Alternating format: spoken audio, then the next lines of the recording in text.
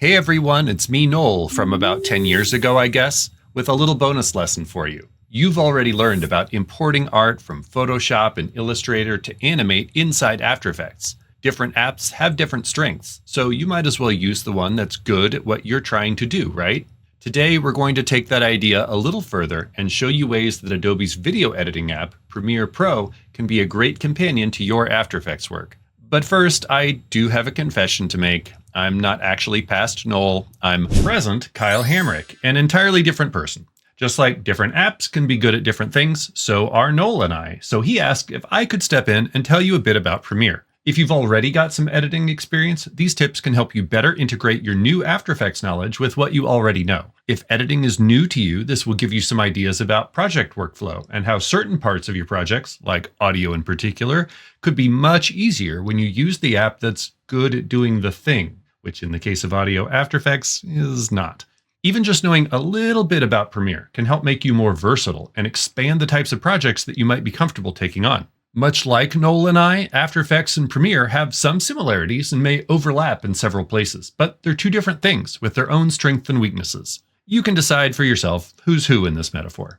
Premiere is built for assembling audio, video, and images. That means it's easy to move things around on a timeline and review it quickly with fast playback. It's good at color and audio work, and while it can handle some effects and compositing, and even some basic animation, for anything too fancy, it's going to be difficult or maybe impossible to build in here. After Effects is built for that more precise work of keyframing, stacking up lots of layers and effects to make all kinds of cool stuff, but that usually means you have to give it a minute to build those previews. So while you technically can edit together video files in an After Effects timeline, it's a pretty slow and painful place to do it. These two apps have some really great integrations though. You can actually bring clips or timelines from Premiere directly into After Effects and vice versa. Let's say we've got an existing video edit timeline in Premiere and one of our clips needs some special attention. Right-click that clip or multiple clips and choose Replace with After Effects Composition. This opens up in After Effects, but it's still dynamic linked to your Premiere project. So once I'm done with my After Effects work, I can just flip right back to Premiere and ta-da, there it is. If my director wants a change, like let's make this text blue instead, it's all live linked. No exporting needed to get it back into my Premiere timeline.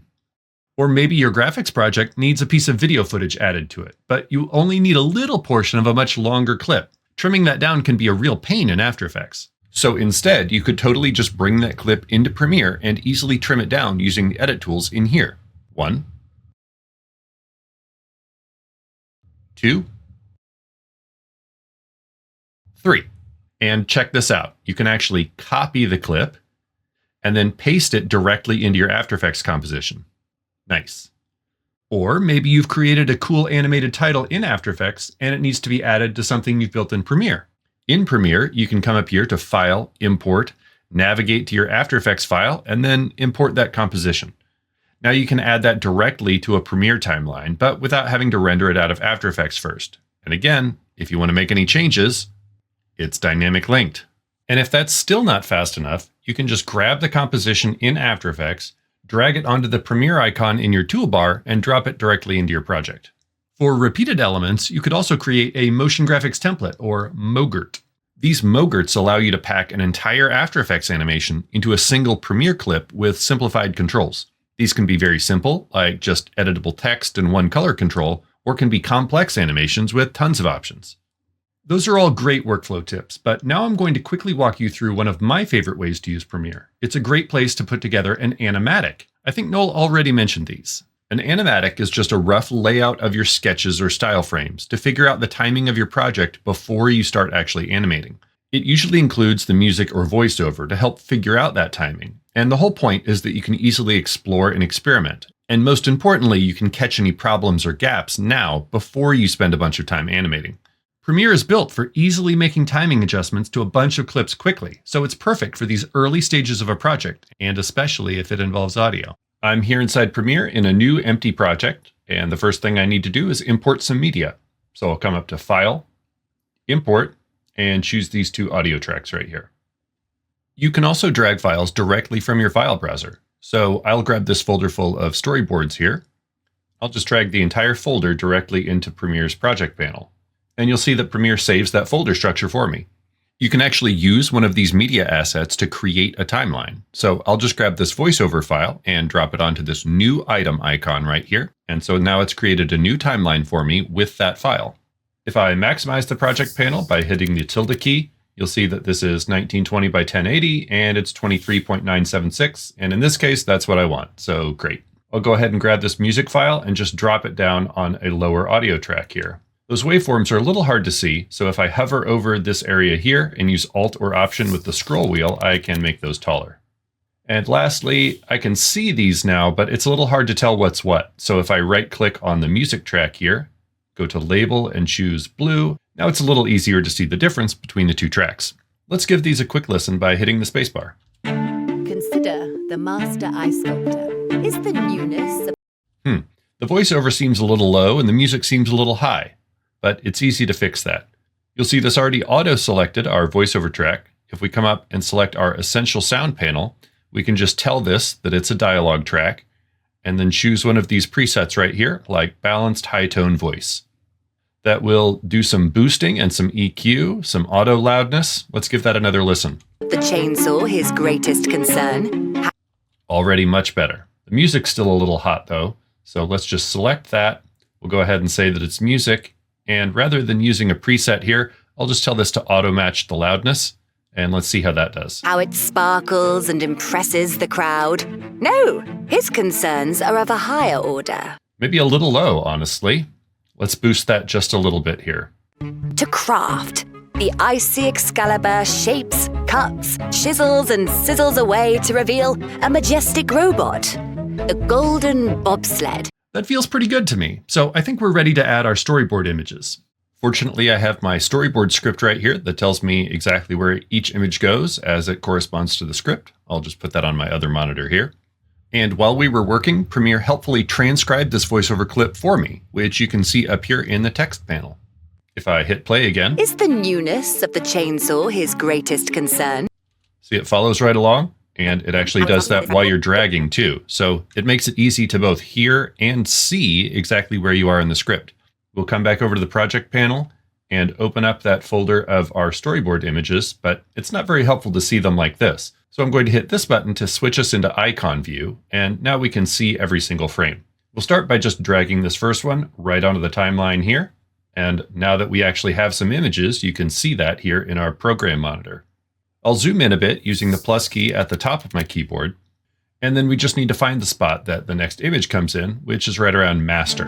Consider the About there. So I can bring this and I could drag this down to a higher track. And the way Premiere works, it has what's called tracks, and whatever's on top is what you see. If I were to shrink this clip down, you can still see that other clip below it because right there it still exists. But for this, I would rather work with all of these on a single track. I'll just move this down, and it does trim off that first clip, but it also means that we have an edit point here, which gives us some more options in a minute. Let's move up to where the next clip comes in. Master Eye Sculptor. Right about here. And instead of dragging these, I could be using a shortcut, of course. If I hit the period key, it does what's called an overwrite edit, where it drops it right there onto the timeline on the selected track. We'll make sure our text panel is up, and then I'm going to go ahead and do this to the rest of the script.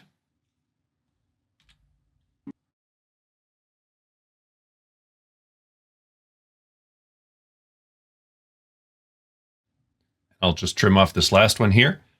Now I'll watch through, and I probably need to make a few adjustments, but everything should be more or less in the right spot. Consider the Master Eye Sculptor. Is the newness of the chainsaw his greatest concern? How it sparkles and impresses the crowd? No, his concerns are of a higher order. To craft, the icy Excalibur shapes, cuts, chisels, and sizzles away. I'll go ahead and make a little adjustment here. Zoom in just a bit. And instead of having to move each clip around and stretch them out and all this, because there's that edit point here on a single track, there's a special tool I can use to adjust this. I'll come over here and go ahead and again use that Alt or Option scroll wheel to open this up so I can see each of these. And then here in my tool panel, I'll grab the Rolling Edit tool, which you can get by pressing N. And now I can just hover over one of these edit points and just move that around. It doesn't move the clips, and since these are stills, they exist infinitely anyway. The icy Excalibur shapes. Maybe bring that over to here. Balance things out a little bit. The icy Excalibur shapes, cuts, chisels, and sizzles away to reveal a majestic robot. The golden bobsled, or a tiny T-Rex from a simple block of ice. The tool is but the gateway to imagination, an instrument for an icy symphony. Without the craft, the tool is nothing. That end is a little abstract. I think I might bring this over a little bit, roll this back a little bit. Let's try that again. An instrument for an icy symphony. Without the craft, the tool is nothing. And when we get to the very end, I think maybe that music cue Is nothing. could use that to just trim this clip right off. I'll switch back to my selection tool with V and then just drag the end of this over. Come back here, preview Without the again. craft, the tool is nothing. There we go. That feels all right, but I bet if we sync this up to the music as well, it'll feel even better. So I'll come back here, I'll click this to solo my music track, and then select that clip, and I'm going to listen to it and hit M along with the beat to drop markers onto this music track, and then I'll use those to help sync up the edit points with those beats.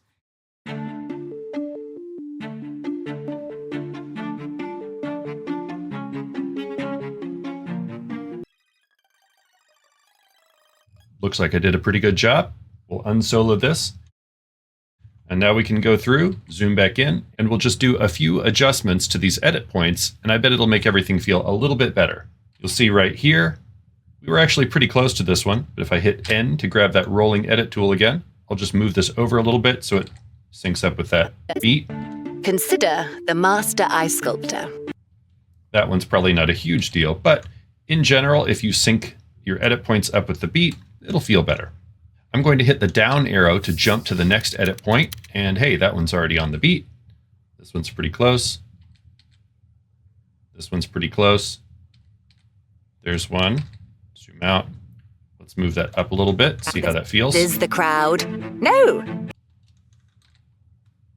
His concerns are of a higher order. Let's actually try this one a little earlier. His concerns are of a higher order. To craft. Use my scroll wheel to move left and right in the timeline here. Move this over a little bit. Order. To craft. The icy Excalibur. Craft. The icy Excalibur shapes. And you don't have to be super rigid with this. This is all an organic process of kind of figuring out what feels right.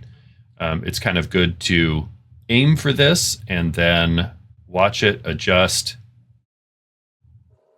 You're just kind of guessing what you're aiming for, and then you watch it and make adjustments. Watch it and make adjustments. Watch it and make adjustments. Sometimes you might not feel like having it right on the beat is good, but if you split the difference and go right in the middle, that often feels good too. Let's watch it one more time, see if that feels any better. Consider the Master Ice Sculptor. Is the newness of the chainsaw his greatest concern? How it sparkles and impresses the crowd? No, his concerns are of a higher order. To craft. The icy Excalibur shapes, cuts, chisels, and sizzles away to reveal a majestic robot. The golden bobsled, or a tiny T-Rex from a simple block of ice. The tool is but the gateway to... I think that one could maybe be a little earlier. Let's see. That one might be a little tricky. Simple block of ice. The tool is but... No, I liked that where it was. The tool is but the gateway to imagination, an instrument for an icy symphony. Let's try rolling that one a bit later, and maybe this one a bit later as well. Way to imagination, an instrument for an icy symphony. Without the craft, the tool is nothing. This part of the process requires a lot of experimentation as you try things and figure out what feels right. Can you see why Premiere is a faster and easier place to be doing this? Normally, I would spend even more time massaging this until it feels just right, but for the purposes of this demo, I think we're ready to send this to After Effects.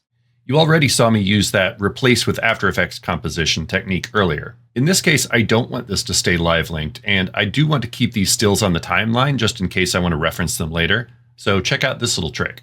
I can actually select everything and then choose replace with After Effects composition. After Effects is going to prompt me to save my project. So I'll give this a name and save it. And now you can see all of my images and even those audio files with the markers were imported over here to After Effects. If I switch back to Premiere really quick, you can see those images have all been replaced by this linked After Effects file. But if I just hit Control or Command Z to undo, now it reverts to having those images, and After Effects still has all the files. And now it's time to animate.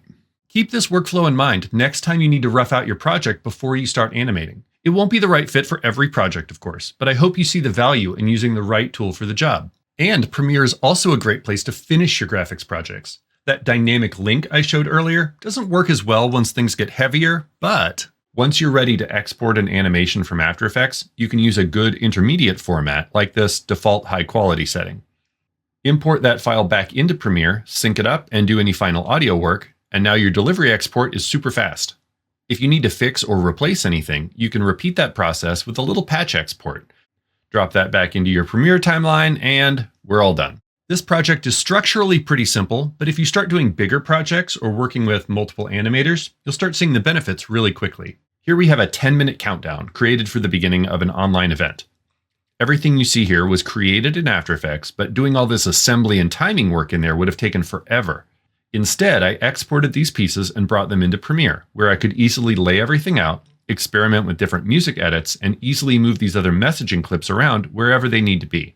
Really, anytime you need to assemble a few pieces or extend or trim something, or do more than the most basic audio work as part of a motion project, it's worth considering if it might be easier to do those things in an edit timeline. Hopefully this is already giving you some ideas on ways you could be working smarter, and maybe I've shown you how one of your past projects could have been way easier. Being able to do both editing and motion design and do them efficiently makes you a lot more valuable, versatile, and hireable as an artist. For now, I'll let you get back to focusing on learning about After Effects from the real Noel. So I'll wish you good luck in the rest of Kickstart. Take care. What happens now?